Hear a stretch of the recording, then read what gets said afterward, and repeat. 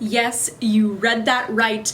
Regina has resigned as president and CEO, and Evening Gown is coming back. Welcome to my channel. I'm Dani Walker. I'm a former Miss Montana USA, and I also used to compete in the Miss America organization, but now I am a pageant coach and judge. If you're new, please subscribe, hit that notifications bell so you don't miss any new episodes, and also follow me on social media at Dani Walker. In a recent press statement, this is what the Miss America organization said. We are writing to inform you that President and CEO Regina Hopper is no longer with the organization.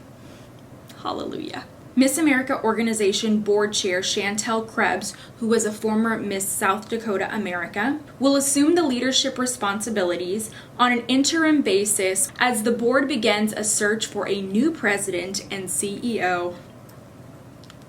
Prayers answered.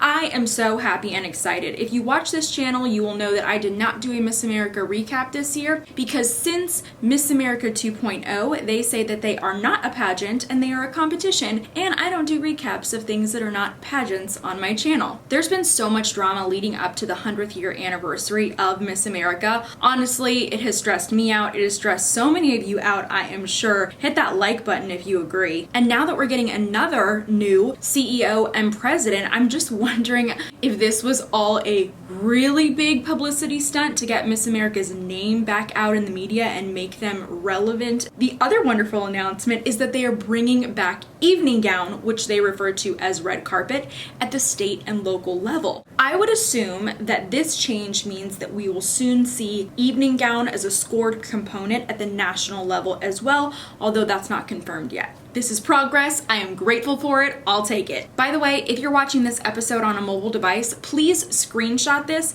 post it in an Instagram story, and tag me at Dani Walker on Instagram and let me know what you think. And if you feel like it, tag Miss America with your thoughts on this as well. Since Evening Gown is coming back and it matters, if you need help selecting your evening gown for a Miss America local, I have another episode dedicated all to finding that perfect dress. And if you want to know what I look for when I was shopping for evening gowns when I was competing, and now what I look for when I shop for my coaching clients, click the description below. You'll find a link where you can download a free copy of my pageant dress checklist. Since Evening Gown has returned, we need to talk about how this is going to affect scoring at the state and local level. This is something that I talk to my clients about all the time. It's important to understand how each area of competition is weighted and how that will affect you and your pageant preparation. For example, your best case scenario is that your strongest areas of competition are the most highly weighted. That just means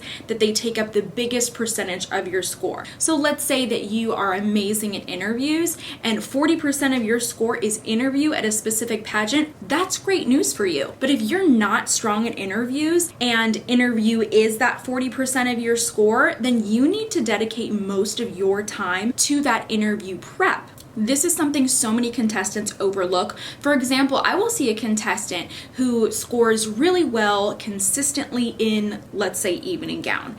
But if she's competing in a pageant where gown is only 20% of your score, and we know that she's gonna finish generally in that top 5 for Evening Gown, then that's not something we should be even worried about or focused on. We should be spending all of our energy on a different area of competition. Maybe that would be a personal introduction. What if she scores really low on that, but personal introduction is worth 35% of her score?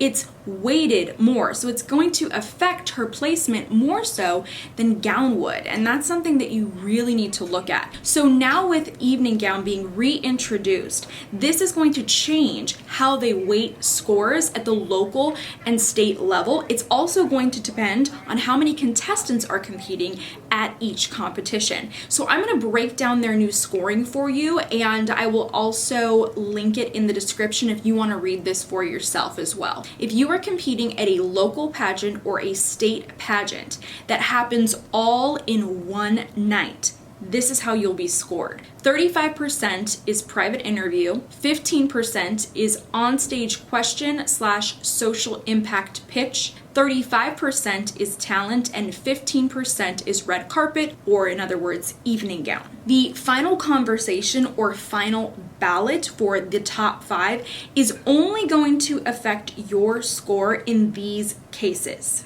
First, there will be no final ballot at local competitions. This means judges are not ranking you at the end of the night. They're simply taking all of those preliminary scores or the scores that you had in that one day, and that's how they're picking the new title holder. If you're competing in a state where there are 9 or less contestants, this is how this is going to affect you.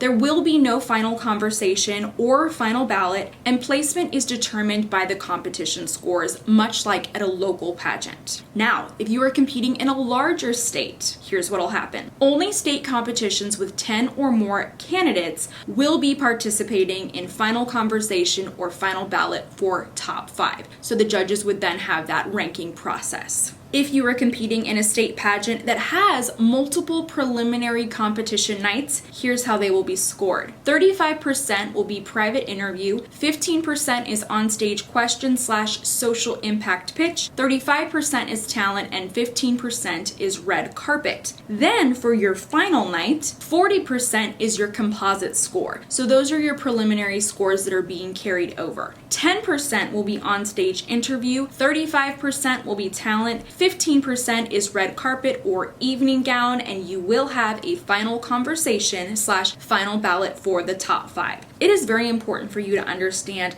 how your specific local or state competition will be scored so you have an understanding of what is important and what's not so important. I have seen contestants flip out when they don't do so well for one onstage competition that might only be weighted at 15% of their score, which sometimes if you're already doing very well overall and you have overall consistent scores, doing not so well in a competition that is not highly weighted will not stop you from placing in a top 5. So basically, contestants are ruining things for themselves when they're freaking out about the wrong things, and that's going to affect how they compete once they do make it into that top 5. That's where your mindset is going to be really important, and it's great for you to understand exactly how the judges are going to be scoring you for each area of competition and what considerations the judges might be taking as they're scoring you. If something is highly weighted, that typically means for a pageant system, it's an important area of scoring. It's something where judges will be a lot more critical of. Now, if something is not as weighted, then judges might look at it and go, I liked her overall anyways. I'll still give her a pretty good score, even if she wasn't as strong as I expected her to be for that portion of competition. With these new changes, so many of you on my recent episodes regarding the Miss America organization said that because of the changes, you will not be competing for the Miss America organization this year. Since we are seeing brand new changes, which include bringing back evening gown for state and local competitions, will this make you change your mind? Let me know in the poll. Are you going to compete now for a local or a state competition, whereas you might not have before because of the prior Miss America 2.0 changes? If you all watch my channel, you know how sad the Miss America 2.0 changes have made me over the past several years, and I am thrilled to hear about these new changes. I haven't heard people talking about them so much online, I think because we are only talking about these changes at the state and local level, but I think they are important to note and to discuss.